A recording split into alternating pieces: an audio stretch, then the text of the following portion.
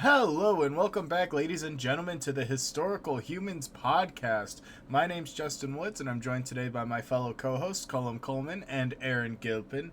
And today we are going over to the land of the rising sun. We are looking at Japan, but not just Japan, one of the interesting figures of their history. Yay, another biofic. Yay. It's not a biofic, it's a... Biopic. Except we Oh. don't have pictures. We just have our faces. We apologize. You have to look at us now. Oh, no. Yeah, get us some more subscribers so that way we can afford to do better editing. Hire editors. The and editing stuff. department is already Then we can get you overstressed. pictures. But yes, anyway, of a lot of the monumental figures in history here in Japan, few loom quite as large as today's subject, Tokugawa Ieyasu. Oh, I know that name. Isn't that guy supposed to be friends with Nobunaga? Yes, yes, Aaron. The same Thank you for your Oda stock- Nobunaga? stock conversation. Listen, we get a lot of good we get a lot of good shit that happens off camera, and I try to bring it in sometimes. That and we were trying to replace Aaron with an AI that imitates him. You can't mimic this mental illness. I know, the AI keeps going after itself. Well, last time we tried to run it, it kept going down a rabbit hole of squirrels in Japan. Yep. Are there Anyway, squirrels in Japan? there are squirrels everywhere. Is Don't the worry. AI still running? No, hold on a second. I need to know. But yes, we're looking at one of the more important historical figures in Japan. So, anyway, before we can talk about Tokugawa Ieyasu, we There have was to a- talk about Matsudaira Takichiyo, which is the birth name of Ieyasu here, all the way back in 1542. Now, he was born with a pretty decent lot in life. He was the son and heir to the Lord of Mikawa province. This effectively made him a minor noble figure in the grand scheme of things. So like a count, just has a little bit of land. I think a baron counts step up from that. Okay. This is more of a baron. Was he a baron of the Japanese giant flying squirrel? No, I don't believe he was. Damn, I did find out they had those though. Unfortunately, for being a minor daimyo, as they are called in Japan, he was born during what is known as the Sengoku Jidai, which is the Warring States period. This lasted from 1467 to 1615. And it was a multi-faction civil war that engulfed the entirety of Japan. Effectively, every clan, every daimyo, every province was out for itself. There was almost no central government, no unifying factor, and if you could take something by force, it was legally yours. So it's kind of Land of the Flies instead of Land of the Rising Sun. Oh yeah, it's incredibly violent.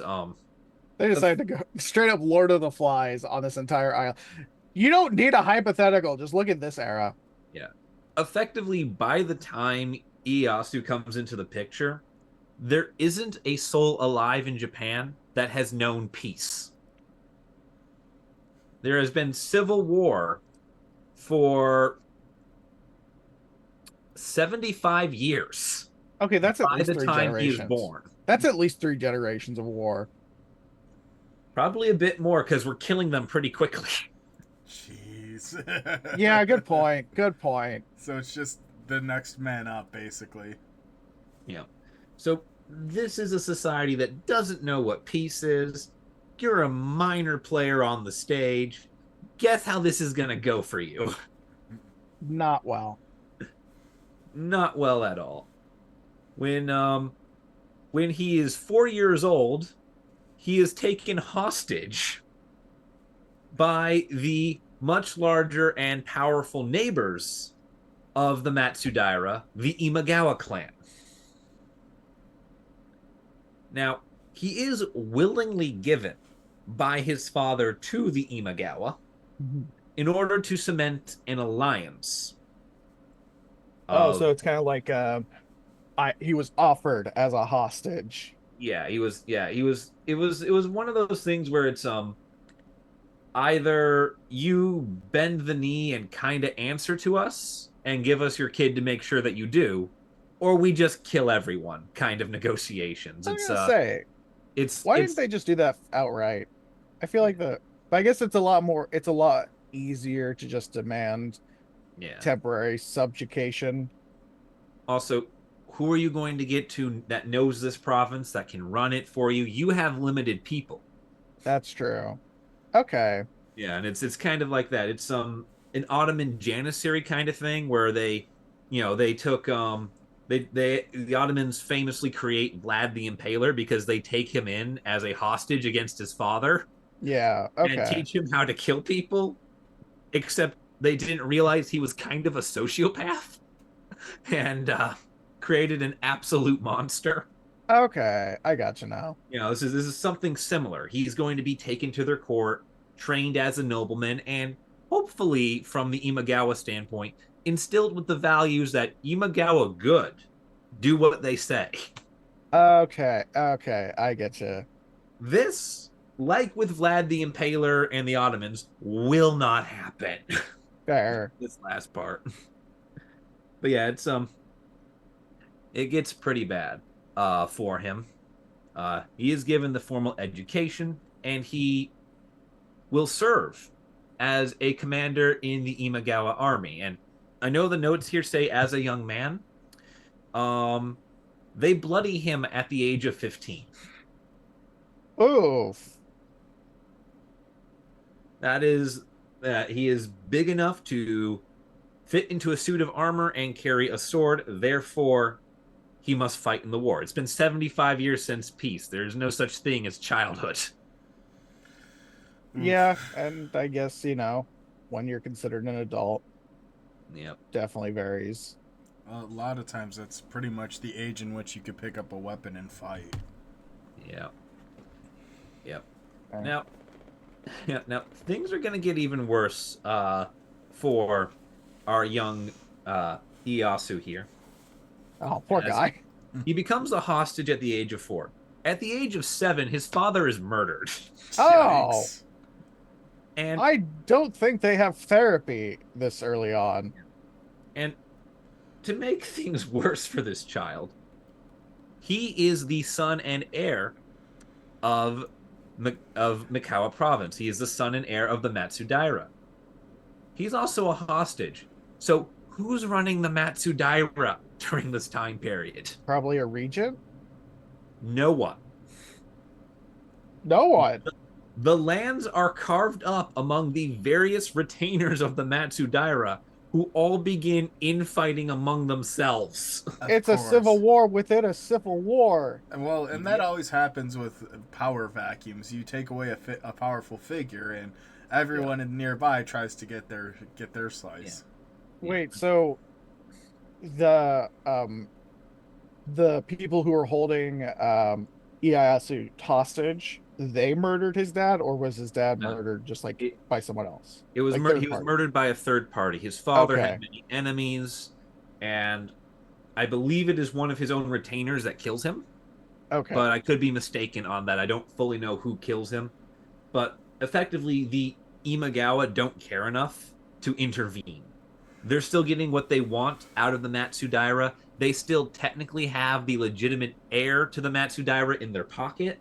So if anything ever gets out of hand, they can march in with superior forces, prop up this boy prince, and say, see, everybody, this is who you answer to. Okay.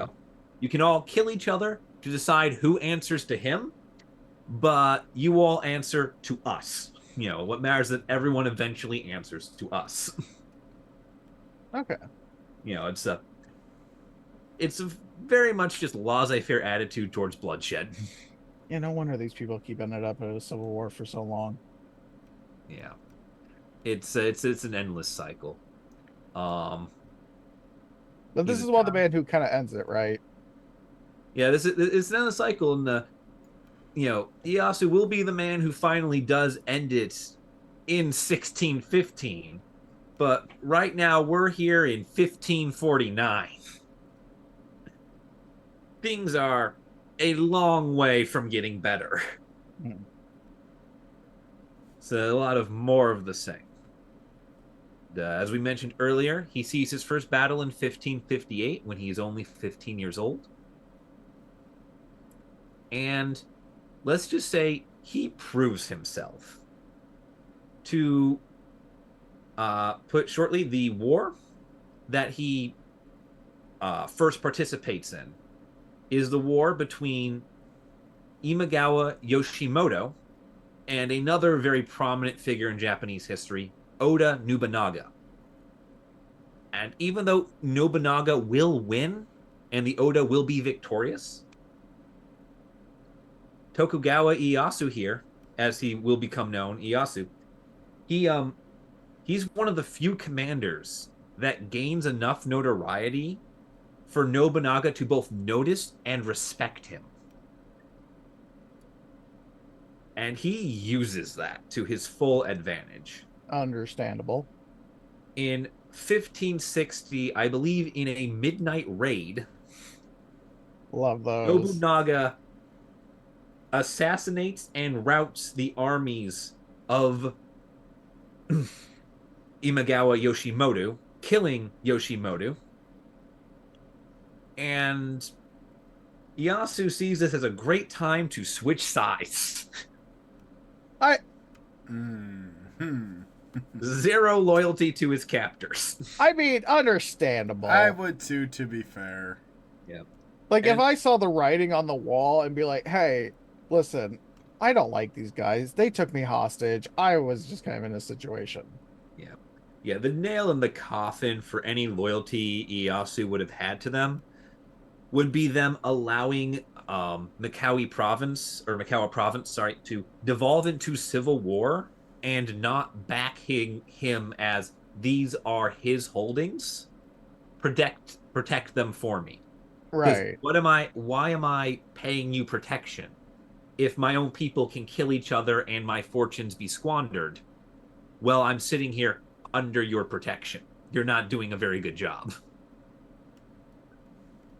And not to mention, Ieyasu here is very intelligent. Like, Nobunaga is a master of war, brutality, and bloodshed. Ieyasu the clever one. Right, because isn't Oda the one who introduced... Is it him or Ieyasu that end up introducing guns? Nobunaga introduces guns. Guns had been around, but Nobunaga finally figures out how to use them as an effective mainline weapon. Right, because he's the one who introduced the threefold kind of system, where it's like first one's like firing, second one's already reloading because they fired, the third one is like the beginning of the reload, and they just kind of like basically go back and staggered forth. Which is smart because that was one of the biggest like detriments in the American Civil War, was the whole fire. All right, time to reload, add the gunpowder, pack it down. Yeah. Oda Nobunaga, as a side note here, he introduces what is staggered mixed arms firing, where he has archers filling the gaps between his own lines of what are they called? Arquebusiers. So the guns all fire. Then the first round of archers fire. Then the second round of archers fire. Then the guns all fire. And you have to switch where you are blocking from, where you're looking for the attack. Are you looking up for the arrows, or are you looking straight ahead for the bullets? Right. Because if you're hiding behind something like cover, you know they have to reload, so that's your moment to charge. But if there's arrows coming down on you, it's that is Oda Nobunaga. And, Nobunaga is the bold one of the three unifiers, and Iyasu's the clever one because Iyasu's patient. And with that, like, these two men, they get respect for each other. Yasu returns to his ancestral homeland. He takes his ancestral castle and he lays claim to his father's domain. He says, "I'm done with the Imagawa," and he makes a defensive pact with Nobunaga at the first possible opportunity. And this is going to be something completely unique to Sengoku Jidai Japan, which is a functioning alliance, Right. not a hostage system, an alliance. This is where Yasu's clever because he can envision things that other people don't think of. He's thinking further ahead than Oda. Yeah, he thinks further ahead than anyone, and basically, he creates the like only defensive pact in the entire like 100+ years of war. So he's basically doing the unthinkable. Yeah, and there's a couple of reasons for this. One, it's mutually beneficial. The Matsudaira and later Tokugawa holdings are immediately to the east of the Oda holdings, and the Oda holdings are immediately to the west of the Matsudaira holdings. So if we both just sort of agree that that border doesn't have to be manned, we suddenly have all these soldiers we can use to invade someone else if we go a different direction. Right. Okay. And they actually get along pretty well with this system. They're allies for 15 years. That's a pretty good long time. Yeah. And there's a lot of questions as to why why these two would make the alliance and why it is unique. And the reason it's unique is because the goal of Sengoku Jidai, the way this war ends, is if any one daimyo, any one lord of a province can take their army and march into Kyoto, and claim imperial authority. They claim, we are the army that holds Kyoto. We have the emperor. We are the force behind the government. We are the government. I really kind of find it funny that the emperor is just doing fuck all, but everybody acknowledges him as emperor. Yeah, the issue with it is the start of this war was effectively a succession crisis for the emperor. And there's been many generations since then, and there's just people who have the right bloodline who will just say, yeah, if you can hold Kyoto, I'll back, make me emperor and I'll back you as minister or So is he more of or like whatever a title you need. religious? Is he essentially at this point kind of like not necessarily like a religious figurehead, but more like just everybody respects you because you have the title out of tradition, Yeah, but he still holds enough political sway because of the title. It's a traditional thing. The head of state Japan must always have an emperor. The emperor must always be of the correct bloodline.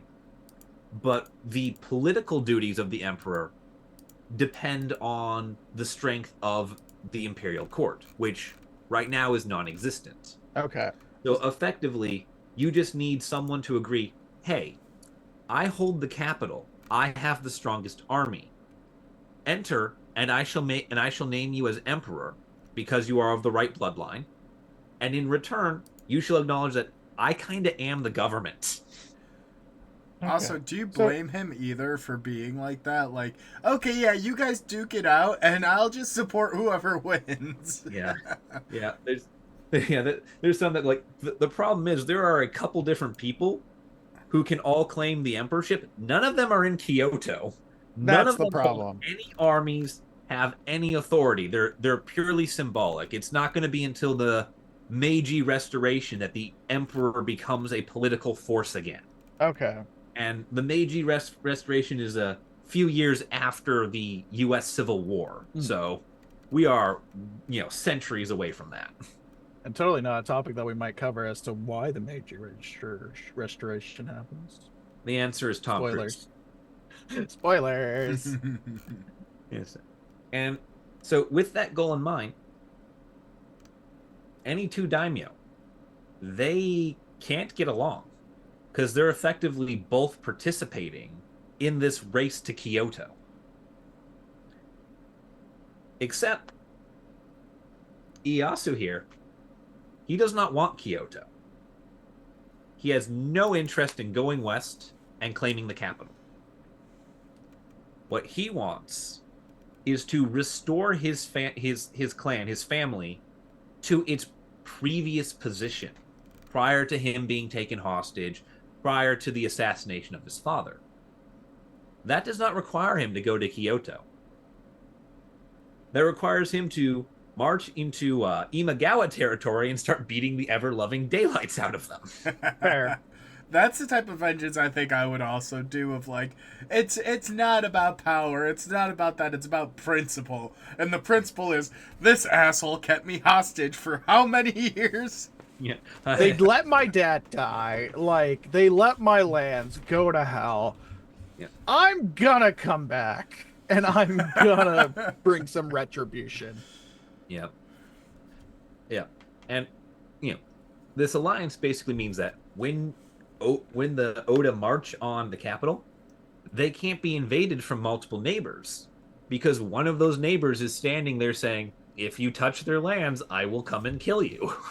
Right, so they won't have any sort of tactical advantage at that point. There's no tactical advantage.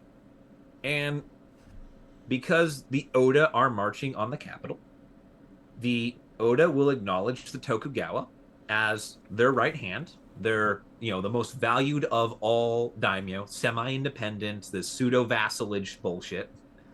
And the Tokugawa acknowledge the Oda as the supreme force in Japan. Basically, we'll kind of fight for you. We acknowledge that if you can do this capital thing, we will 100% back your play. But we're going to spend most of our time doing our own thing. And so the Oda pursue Kyoto. They go west. And Ieyasu and his Tokugawa start rebuilding their domain by pushing east. And they just start conquering everyone around the southern edge of central Japan. So Oda went west, Ieyasu went east. Yeah, which suited both their needs fairly well. The capital is to the west, so the Oda armies march there, and well, the Imagawa are to the east, and so are the so is Mikawa province. So guess where Tokugawa's going? Fair. Yeah, it's a nice thing. And in 1566, with this alliance in full swing, and with his holdings more or less starting to come back under his control, Ieyasu rebrands. He decides that no longer shall there be the Matsudaira clan, no longer shall I be Takechiyo, but instead we shall be the Tokugawa clan, and I am Ieyasu. He reinvented himself. Yeah, he reinvents himself, and he's not the only one who does so during these times, but his is the most enduring. He gets a nice rebranding, and then he spends about a decade fighting the Buddhists. Oh, okay. Yeah, this is a weird twist. I guess they're Shinto, right? No, not necessarily. But I don't know what religion he was. He probably was Shinto, but the issue, he could have been Buddhist too and been fighting the Buddhists. The issue with Japan and religion at this time is, one, religion is armed. They are the most heavily armed people in all of Japan are the Buddhist monks. I'm sorry. Hold on a second. Yep. The Buddhists technically held more power than the daimyo in some cases, because not only were they freely arming themselves, but they were also exempt from taxes, being religious. God damn it, it keeps happening. They can't keep getting away with this. Yep. Plus, they had this really nasty habit of inciting the peasantry through promise of divine intervention if you just beat the ever-loving daylight out of your local lord and expand the church's holdings. What? Yeah, these are not... It's just like the papacy. Yeah, these are not peaceful friars, sitting around in little monasteries at Lindisfarne getting absolutely massacred by some army. No, these are freaking crusaders who, when they're not killing each other over which sect of Buddhism they follow, they are actively trying to overthrow you. I get it. How does this keep happening? I mean, I know how this keeps happening, but it's funny. Yeah, I was gonna say, don't ask that question. You don't want the answer Yeah. to. No, I know the answer, but it's funny anyway that it kind of just happens everywhere. Yep. Now, one of the fun things is this is actually sort of a bonding experience for Oda Nobunaga and Tokugawa Ieyasu putting down the Buddhists. Because even though Ieyasu starts doing it first because his domain is smaller and he's, got to do a lot more centralizing, Oda goes all in under Nobunaga on the killing the Buddhists, including a massacre in the mountains outside Kyoto that will later result in his own assassination. Oh. Yeah, it turns out when one of your 3 chief advisors is a devout Buddhist and you decide that kill all Buddhists will be your new state policy, that tends to not go over well. Okay, yeah, that's fair. That's fair. Yep. Yeah, the Kicking Cassius out of the triumvirate, I see. yeah, kind of thing. Yep. And Sorry, was it Crassus? yeah, it's Crassus. Whatever. Yeah, but regardless of that, Ieyasu takes this relative peace that he has where he's just fighting the Buddhists and he's not really doing too much. He's helping the Oda. He's kind of got a little bit of free time, which is very rare in this era. And he decides that he's going to play the long game. And he actually starts to invest in his provinces. Which no one ever fucking does. I don't care what it is. Yeah, the excuse this time around is usually we've been at war for forever. We have to keep fighting constantly. And he also is like, I got a reprieve from that. So he actually reforms his tax code so that he can collect the taxes quickly so he can fund his army. He institutes a policing force so that there's actually a system of policing and justice, and banditry doesn't really exist under him. And he focuses on civil and military administration. His goal in all of this is to create a small but elite army, because he knows that all his neighbors right now are bigger than him. And even as he does get bigger, the Oda are always almost twice the size of him. If he takes one province, they take 2. So, he needs a small elite force if he's ever going to have a chance to stand up to the Nobunaga. A quality over quantity strategy. Yeah. Yeah, he knows there's conflict eventually coming between him and Nobunaga. He just doesn't know when. Right. And so he does this really smart thing where he prepares and he builds everything up. And this is actually going to feed into him later, this infrastructure. This is going to really feed him later, but not for another 20 years. Fair. I mean, it's good to invest in that kind of infrastructure in general, as a general rule of civics and because in the long no immediate effects are non-existent, but over time. You mean focusing on policy and civil administration has beneficial impacts to a country and to organization? Yeah. Yeah, and I refuse to believe it. But fun fact, I wish our country would understand. Yeah, fun fact, he doesn't benefit from this in the sense that now he has better stuff. Don't get me wrong, he now has better stuff. Yeah. He's gonna play that game where you try to uptrade a paperclip into a car or something. Yeah, basically you barter. Yeah, that he's just gonna start doing about 20 years from now. He's gonna start doing a province swap with a bunch of other lords. Yeah, understandable. He sells his good provinces for much bigger provinces that are underdeveloped.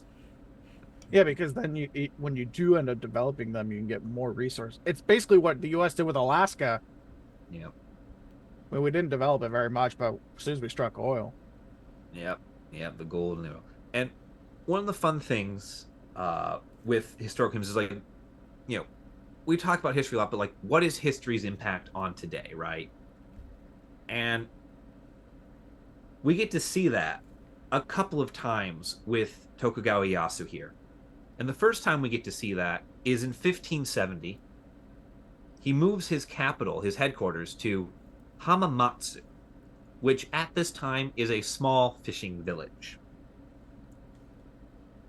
He's so good at this civil and military administration thing, these reforms that he's putting in, that Hamamatsu becomes a major center of trade and shipping throughout Japan. And it has remained so to this day. It is the Amazon warehouse of Japan. You gotta be kidding me. Because in the 16th century, Tokugawa Ieyasu said, I'm going to live here for the next 10 years. Make this place work. Not the house hunters. God, I hate. Oh, On today's episode of House Hunters, we're gonna reform this tiny little village, and we're gonna make it into a political capital. No, it's even worse. It's that Homesteader show on like Discovery, I think it is now. That's what that is. We're gonna try and live in this wild, unkempt countryside. See how we try to tame it and settle down to our homestead. And then, like, off camera, everybody's living in, like, extremely nice campers. Yeah, like, just RVs parked up right beside. Yeah. That's why the camera only shows from one angle. But effectively, the reason Hamamatsu is a trade center today is because Tokugawa effectively lived there for about 28 years.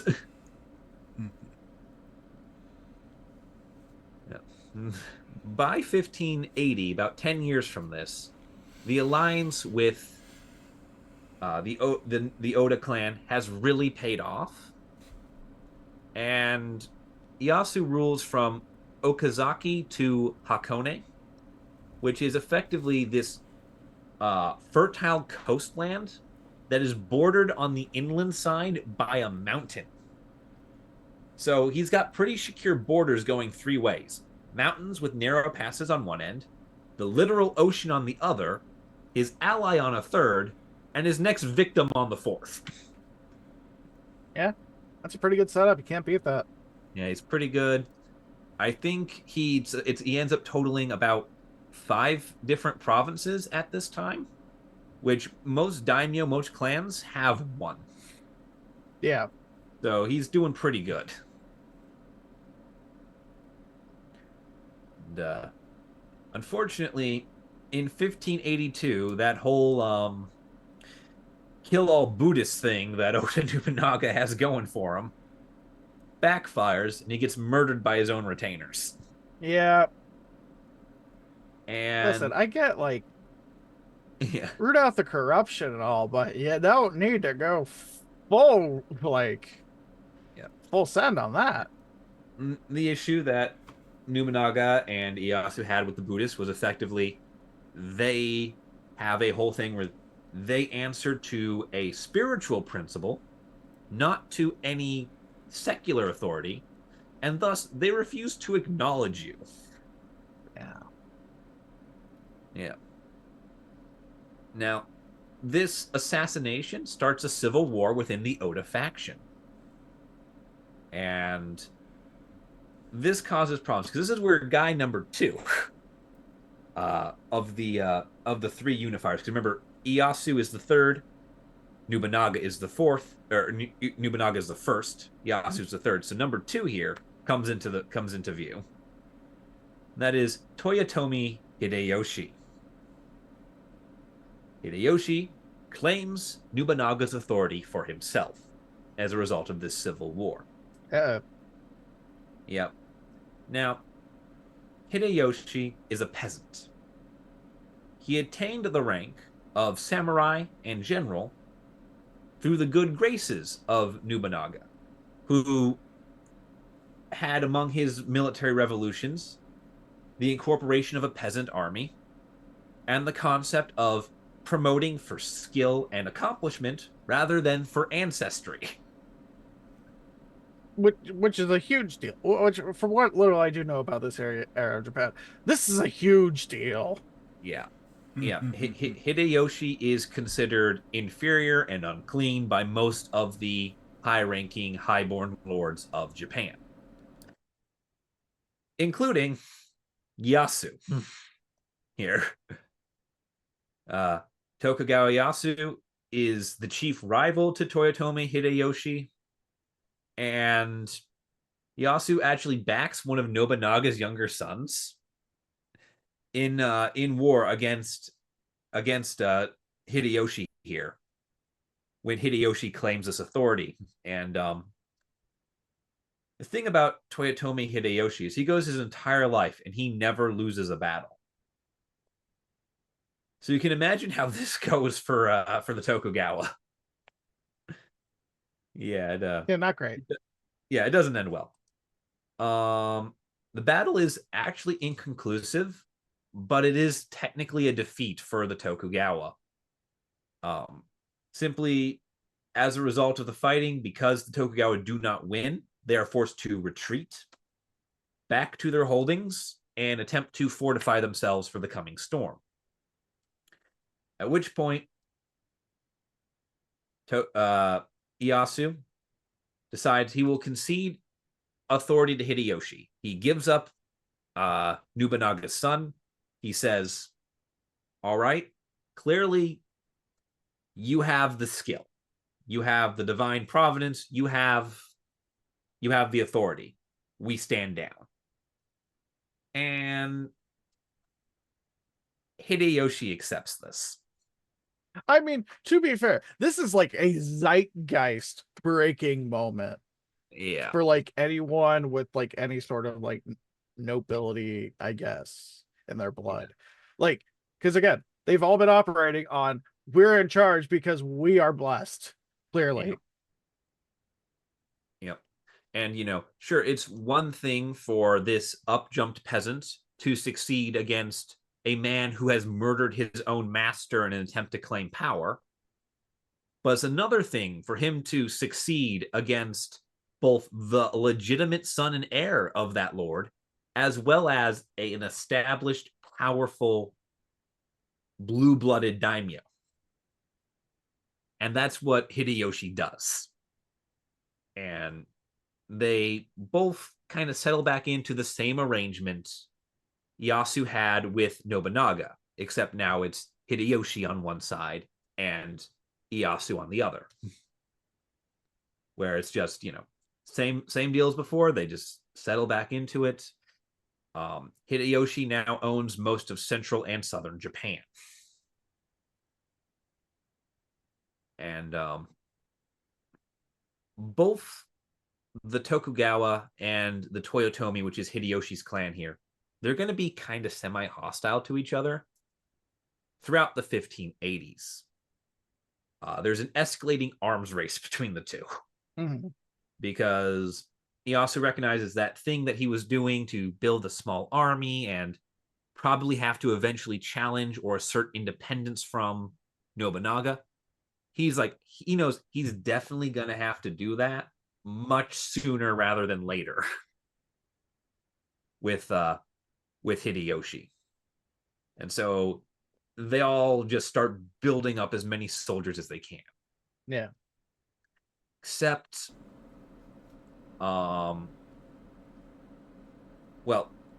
Hideyoshi proves to be smarter than Nobunaga.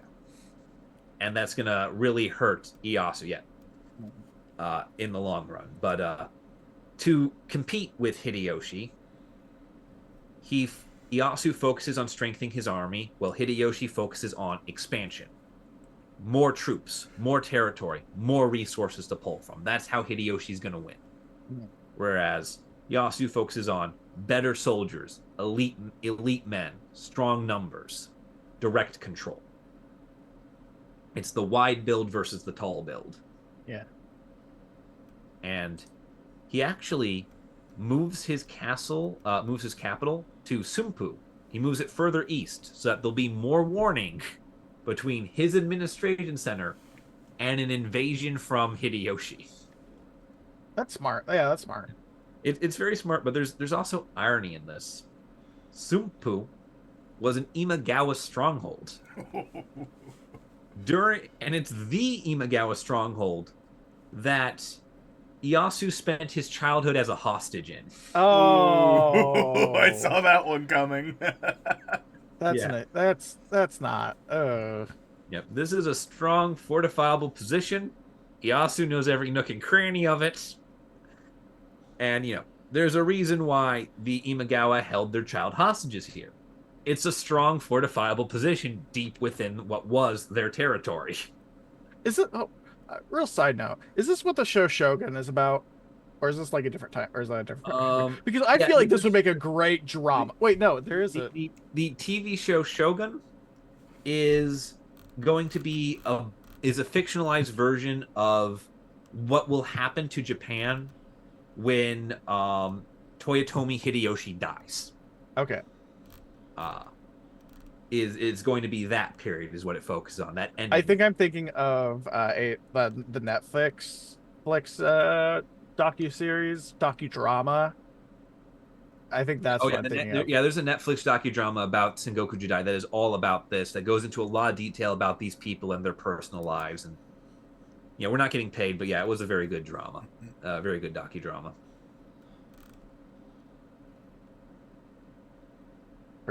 Sorry, I didn't mean to derail. I was just like, this sounds like this would have been like a fucking great drama series. I'm like, wait a minute, this definitely happened already, right? Yeah. So sorry about that. Yeah, and just the because he's back at the castle. Yeah. He moves the castle to Sumpu, his childhood hostage home. And despite all this build-up and all this anticipation from both sides, they never clash. That one battle where they decide to reassert the bonds between Ieyasu and Nobunaga with Hideyoshi, that's the only time these two fight. Because Hideyoshi is smarter than Nobunaga. And he brings the Tokugawa together with the Toyotomis in 1590 to defeat the Hojo clan. Now, the Hojo were a clan east of the Tokugawa territory. They were the last major threat to the unification of Japan. This is because they are an old, powerful clan that has legitimate claims to governmental authority in Kyoto. They're the last one.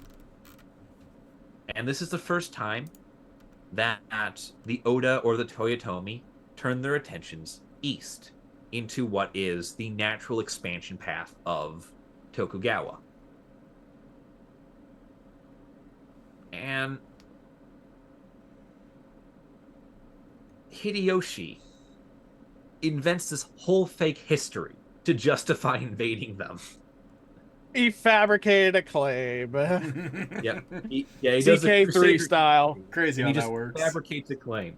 He disinherits his own father and says he is not the son of a peasant, but is in fact the long-lost descendant of the first minister to the emperor. Which, in order to be, you had to be of the right bloodline and of the right subset of the imperial clan. Okay. Which, fun fact, I believe the Hojo technically are. That's funny. Wait, so it's not really a fabricated claim, then, if it's authentic. Well, no. Authentic? The Hojo are the legitimate claimants to Hideyoshi's position. Hideyoshi fabricates a fake claim saying, I'm actually the real legitimate claimant. And then he goes to kill the Hojo. Oh my god. Because as long as they exist, he's still technically lying. It can't be a lie if there's no one around who knows the truth. Yeah. I mean, it's very smart of him to do it in a period where DNA testing does not exist yet.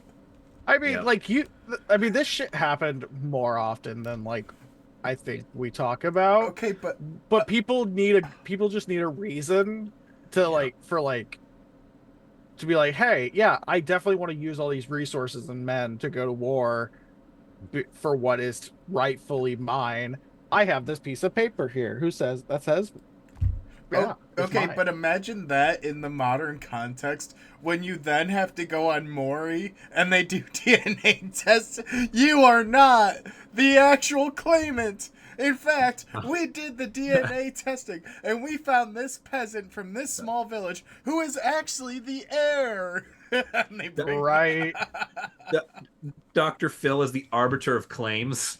it's Oh my God, no! I think they did that before, where they followed the actual like English crown's lineage before it became German, and the Yeah. actual descendant is living in like Calgary now. Yeah. No, there's what it depends on which claimant. So, if if you want to go all the way back to like pre-Norman invasion, technically the last living pre Nordic invasion heir, I think, is like the Duke of like someone in York, like the official Duke of York or some shit like that. Yeah. But anyway, Wait. back to Japan. Wait, hold on one sec, Colum. That Oh, would no. be like me making a claim for one of the thrones. Because I could tie my lineage to all the royal trees in Europe. At least the House of Stuart, but yeah, I'd like you to fucking try. As a descendant of Robert the Bruce, I hereby reclaim the Scottish throne. Yeah, good luck with that. I think they have better claimants for their independence. But I just gotta Well, I hope follow that the doesn't start a same comment war. methodology and just eliminate all the others. There can only Yeah. be one true. That's going to be a lot of people at this point. Yeah, it's like everybody's fucking related to Charlemagne at this point. There can Yeah. only be one. Yeah. All right, Highlander. Yeah. Anyway, as with this sort of coup de grace that Hideyoshi does, is he names himself Chancellor and Chief Minister to the Emperor, and he's able to do this because he holds Kyoto. And he has the army surrounding Kyoto. He can do whatever he wants. The emperor is effectively his hostage. The second thing he does is he uses these two titles to give himself one secular authority. He names himself as Chancellor and Chief Minister to the Emperor, the sole arbiter of war in Japan, meaning no two clans can declare war against each other without his approval. This effectively makes him the final authority on everything in Japan, since you can't settle a dispute with violence without him, which means you can't settle any dispute without him. He then immediately declares war on the Hojo. Oh no. Yeah, that's usually how that goes.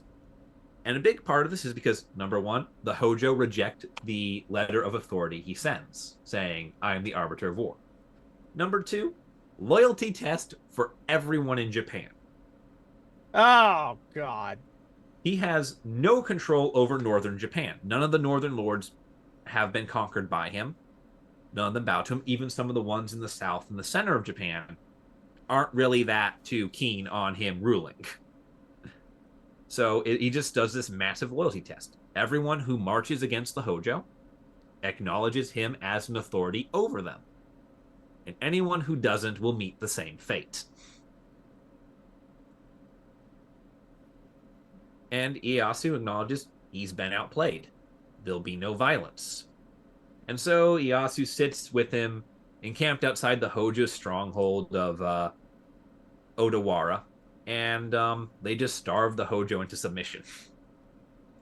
It's just a big parade of everyone coming and saying, yes, I acknowledge your authority. Reward me.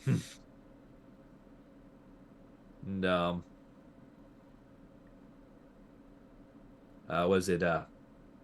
Ieyasu uses both Hideyoshi and Ieyasu uses the victory to reward Ieyasu. And Hideyoshi decides he's going to weaken Ieyasu by saying, hey, you know those 5 provinces you've been developing a lot and making into these real economic powerhouses for a time of peace? Those are mine now. Oh, But in return, I shall grant you 8 of these undeveloped Hojo provinces that we've just spent the last, I don't know, 2 months ransacking. You I have making given him start over all again. I have given you more than what you had before. I am a good chief minister to the emperor. And Ieyasu agrees to it. I mean, he has to. He kind of has to, but that also puts a mountain barrier between the Toyotomi holdings and the Tokugawa holdings, meaning that if there's ever going to be a fight between them, there's only one road they can go through. That's true. You know. And Still, dick move. Yeah. Hideyoshi gets a bunch of provinces that have everything he needs to maintain a peaceful society and to run a society now at peace. Tokugawa gets a bunch of land that, if he can work it, will make him wealthier and more powerful than Hideyoshi in an economic and minor political sense. So, he's playing the long game here. I guess it's also kind of fair because, I mean, not really fair because Hideyoshi murdered his way to power, and then Tokugawa was like, "What the fuck? You killed my ally." Well, no, Hideyoshi doesn't kill Nobunaga. Hideyoshi avenges Nobunaga's death. Oh, right, because I thought it was a different retainer. Sorry. Yeah. I was thinking of a different retainer. But no, yeah. I get it, but also still kind of a dick move. Yeah. Akechi Mitsuhide, who is the 6-week shogun or something like that. He kills Oda Nobunaga. And Toyotomi Hideyoshi says, I am the rightful heir of Oda Nobunaga because I killed Akechi Mitsuhide. Okay, that's okay. And Ieyasu said, well, I have Oda Nobunaga's son over here, who is, actual nobility. And I say he's in charge. And the two try and kill each other. Okay. So it's a playmate thing. Yeah, the Tokugawa lose. Once again, playmates all over again. Yep. Now, Ieyasu gets more land. He gets a long run game. He's able to play the long game again with this. He's also able to negotiate one other thing that's going to come up later. And that is, Ieyasu says, I'm doing this deal with you. I've been your oldest and most steadfast ally, except for that one time I tried to kill you. I am exempt from imperial military service. Ooh. Okay, that... I do not serve. Thee, but not for me. Yeah. Yep. I don't serve in the Japanese military. I serve in my military. Okay. Yeah. Because he does have all these underdeveloped provinces. He couldn't possibly be able to, appropriately support the main army. Yeah. We don't need a rebellion at home, guys. Yeah. And this will also be the second time that Ieyasu here does things that impact the modern day. Because remember way back in 1570 when he went to this fishing village called Hamamatsu and turned it into effectively the Amazon warehouse of Japan? Yeah. Mm-hmm. He's going to do that again. Yay! He goes to this defunct little fishing village called Ida. And he urbanizes it into what is now the city of Tokyo. Oh. And he makes it his capital. So he just metropolizes a small fishing community. He shows up and goes, yeah, this is nice. I like the view of that mountain over there. We should just set everything up. Yeah. Are you telling me this man just did it again. He just straight up just does it again, and then He just does it again. found- Because remember, he does doesn't it control again. Hamamatsu anymore. He needs a new capital. Yeah.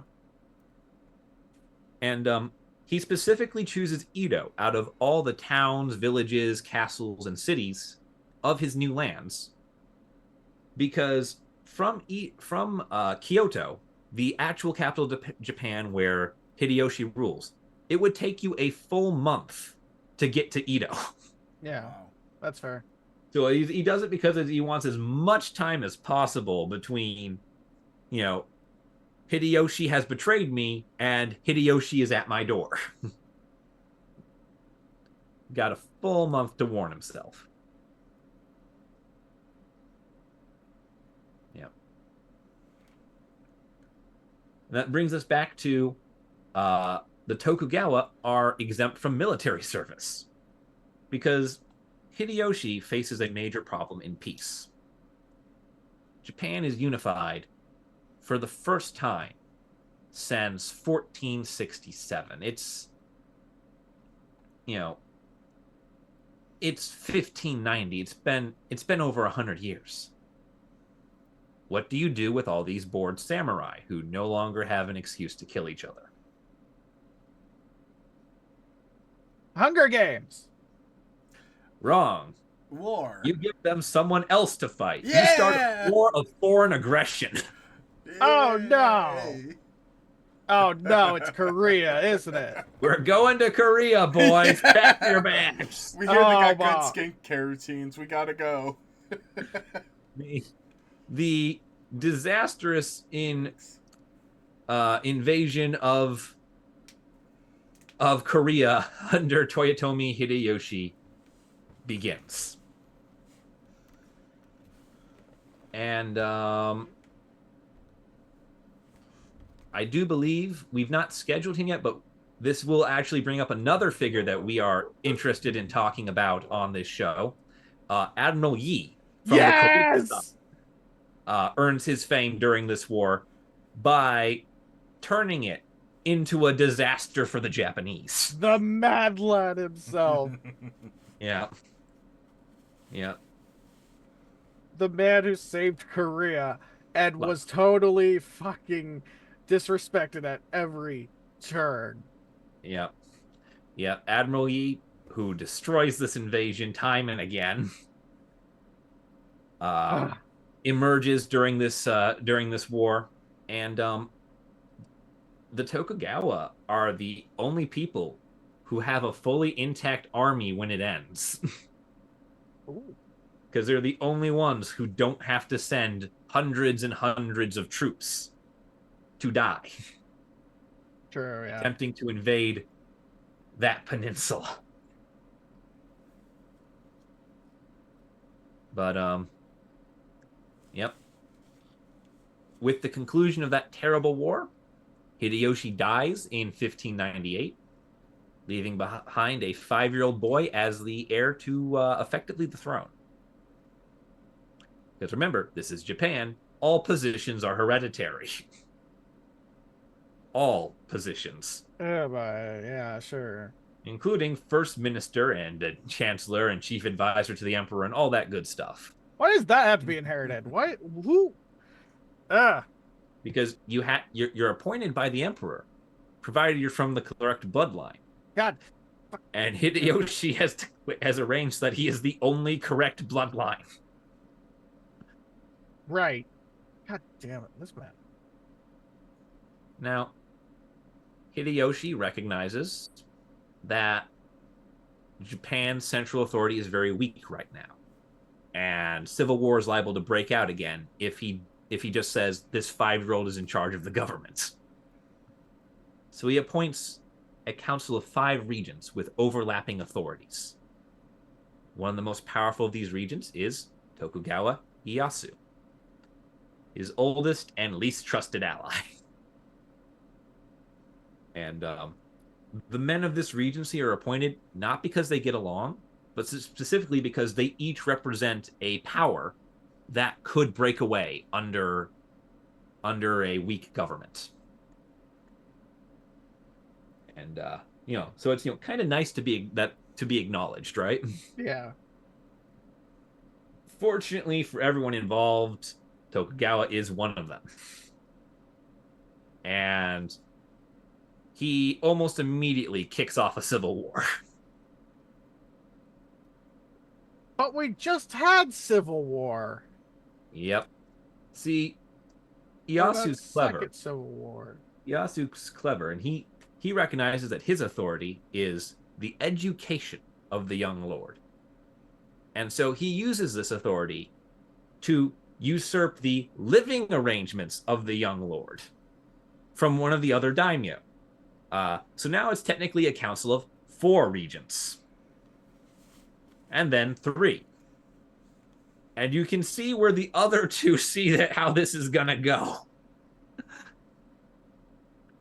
And thus, civil war. I'm just saying. Yep. They're fucking at 11sies at this point. Yep. With the amount of civil wars they had first civil war, second civil war, 11sies, Yep. run, or is 11sies also brunch?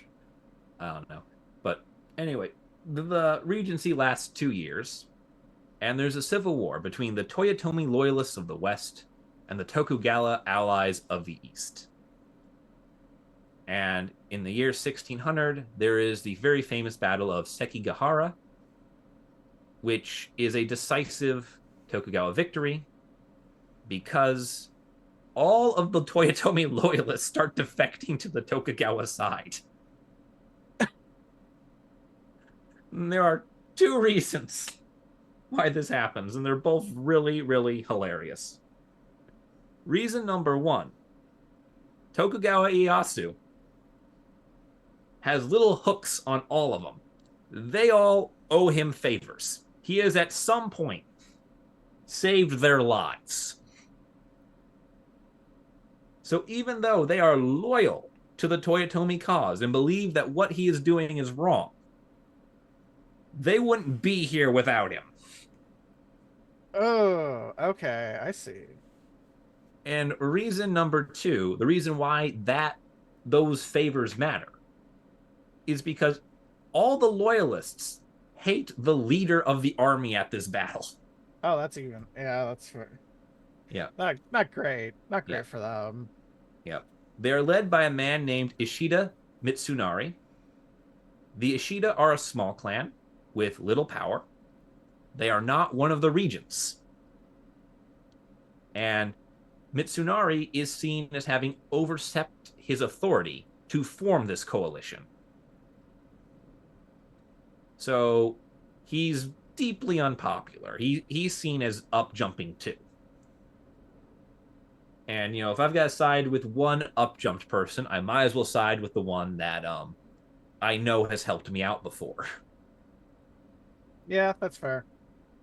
Might get treated better under them anyway. Yeah. And thus, Ieyasu becomes de facto ruler of all Japan. When he wins this battle, there's only one thing left to do. There's only one other authority that could ever rival his.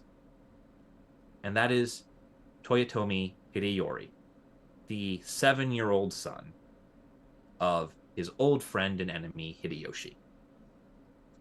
All he has to do is order a man to kill him, and it'll be done. He can't bring himself to do it. He just can't. And the reason for this is most likely sentimentality. Okay, fair. Ieyasu had been ordered many years prior by, I believe, Oda Nobunaga to murder his wife and son. And he had done it. Because refusal would have meant a war with the Oda that he could not win. Holy shit. Yeah, I saved that to the end here because it's like this is a good point to reveal that. Yikes. Yeah, holy fuck. Yeah. Now, don't get me wrong. Iyasu's wife had been plotting to kill Nobunaga. There was justification. You're making the husband do it. Holy shit! This is honestly better than Game of Thrones. I don't know why we aren't funding this as a show. Yeah. Honestly, nobody. You don't need fucking dragons for this shit. No. Now, the reason Nobunaga made Ieyasu do it by his own hand was because Nobunaga wanted to be certain that the Tokugawa remained loyal, and this was a show of loyalty. Yeah, but also that's still fucked up. Yeah. Basically, how this all came to be was the Oda are allied with the Tokugawa. The Tokugawa married and had a marriage alliance via Ieyasu with one of the Oda's enemies. And thus, it had become apparent that Tokugawa's wife was siding with her family, with her father's clan, and not her husband's. Therefore, all of her blood had to be purged from within the Tokugawa clan.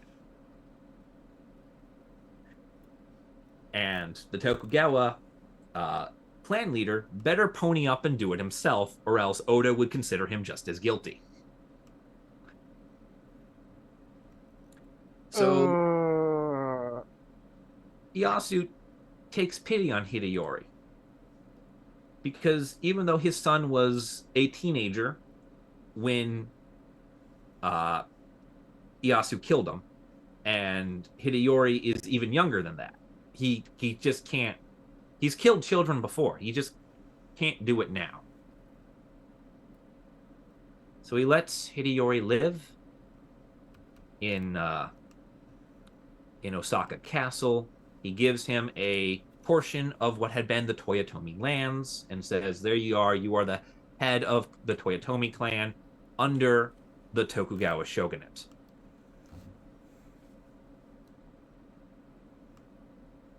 Because he takes the title of shogun, he's appointed shogun by the emperor, and this marks the beginning of the third shogunate in Japanese history. Shogun is the title for basically a military government. It effectively means the camp government because you are ruling from a military camp. Yeah. And this shogunate that he forms will last from 1603 when he officially founds it to 1868 when the Meiji Restoration happens. Damn. Okay. Yikes! Wow. And that is I think we mentioned earlier, when the emperors of Japan finally reassert the authority they lost in the 1460s. Okay. I'm sure that won't have dire consequences. I mean, Japan is still the only country in the world that has an emperor, right? China no longer has one. Yeah. I don't know about. I think in Thailand they have a king, but At least the last major emperor. I believe they're the only one that still has an emperor as a title. Everyone else, like England, is king. Sweden, king. Spain. Yeah, I'm not talking king. Monarchy. Yeah, Thailand, king. Those are all like, monarchies. Yeah. Obviously, like the title difference, it like as like culturally we understand them. Like we like to think emperor is above king, but in a lot of cases, kings and emperors are more like actually. Emperors are just god kings. That's all it is. I think the thing is about with those titles is about level of relative power around you.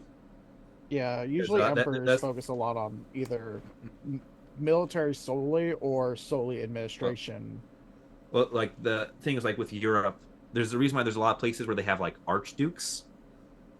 You were a king. You were an autonomous state. But if you called yourself an equal to the much bigger power next door, they might invade you to prove that they were stronger. Yeah. So it's this kind of measuring. It's like, you're a king, but I have a greater dominion, therefore I am an emperor. I'm better than you. It's this tit for tat thing that in the West goes back to the Romans. Yeah, but in the East, the emperorship is a lot different. Yeah, in the East it's different. In the East, it probably has a lot more divine connotations, like you were saying. Yeah, like in China, the emperors had like the mandate in heaven. I don't know how much that applies really, how much that concept applies to Japan's emperorship.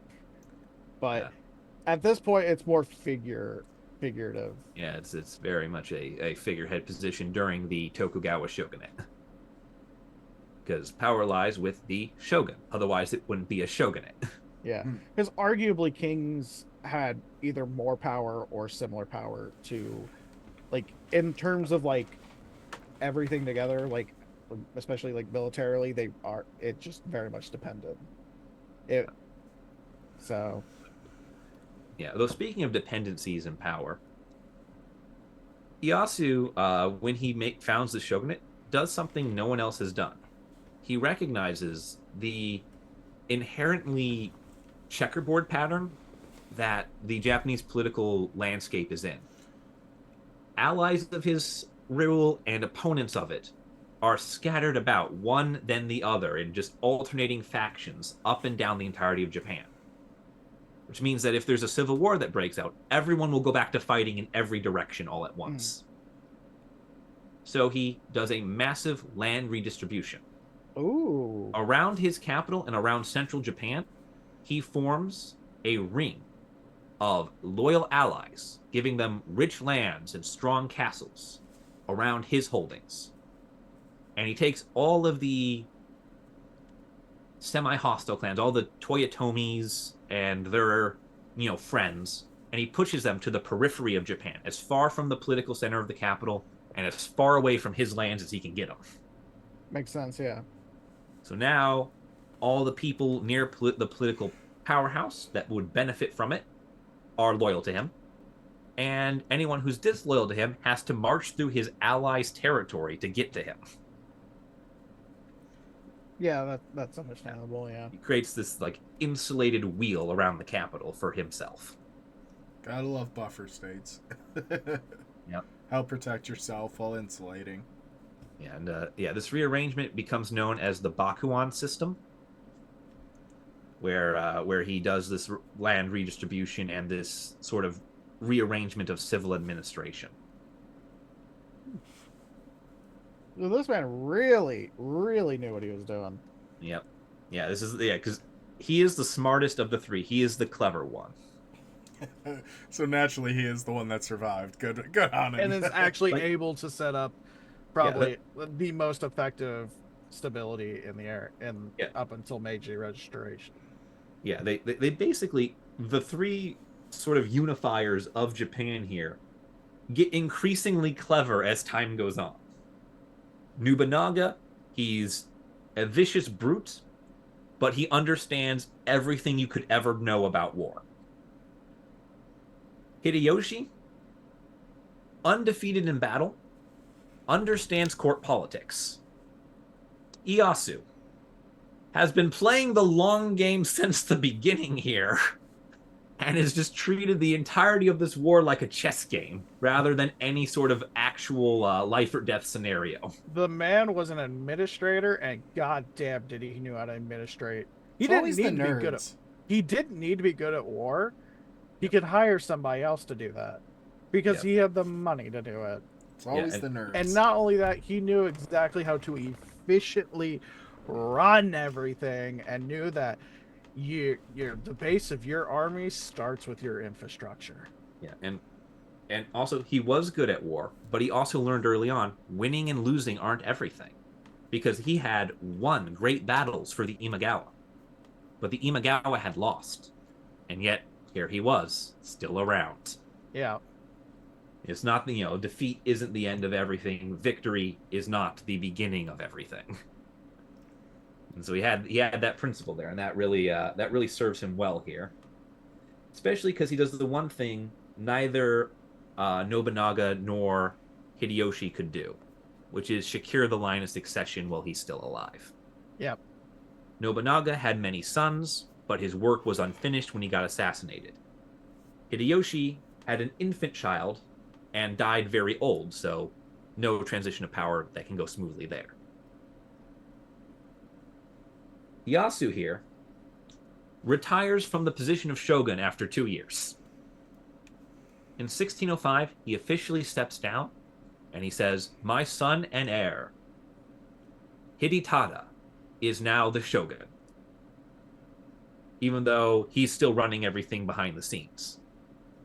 but he makes certain that Hidetada gets experience as head of state, and that all the daimyo respect Hidetada's rule and have time to get used to it, and can't go back to fighting a civil war once Ieyasu dies.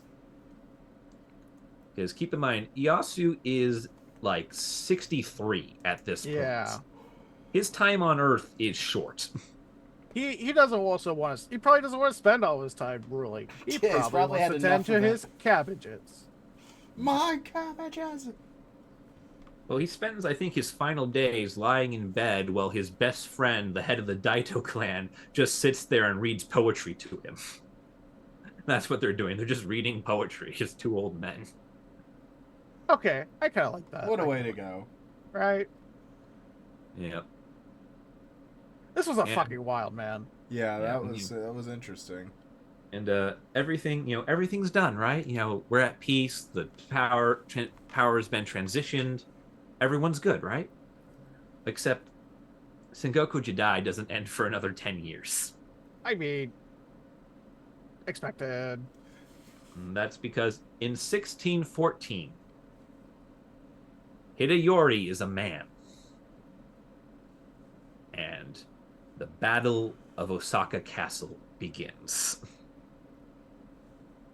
All the samurai turned ronin, all the disenfranchised daimyo, all the people who had their ancestral lands ripped away from them by Tokugawa Ieyasu, gather at Osaka Castle and proclaim Hideyori the true ruler of Japan. How does that go? Not well. Tokugawa Ieyasu takes his forces, lays siege to the castle, and everyone keeps expecting this grand final battle, that the apocalyptic bloodbath that would end this century of, war will come. And it doesn't. He besieges the castle, he traps the Toyotomi loyalists inside, and after a year, he sets it ablaze and just lets them all burn. His army doesn't break down the castle doors. There's no great sallying out to destroy everyone in this clash of millions. But just the era just ends in a whimper. Just ash and dust. Like it was always going to be. I think that's also a bit poetic. Kinda. Because if you had that big battle, it would still Yeah. inspire others, because when a battle happens, you can often valorize it, winning or losing. But when you have them go out in such a horrific fashion, it makes you think, okay, Maybe we need to take a step back and not be so crazy. let's just take a break. Yeah, and like the death of Hideyori ends the Toyotomi clan, and thus any other clan that would try to claim authority would be no more or less legitimate than the Tokugawa. Yeah. So there is no, I have an older claim, therefore you should all back me. Everyone else would be like, we all have the same claim. It's like walking to a front desk and cutting off the line, going, I have a reservation, and everyone else going, so do we. Yeah. There's nothing to that. You just get kicked out. And Tokugawa Ieyasu dies 1 year after the siege of Osaka Castle in 1616. He's 73 years old. He dies in bed, and he gets deified upon his death. Nice. Oh wow.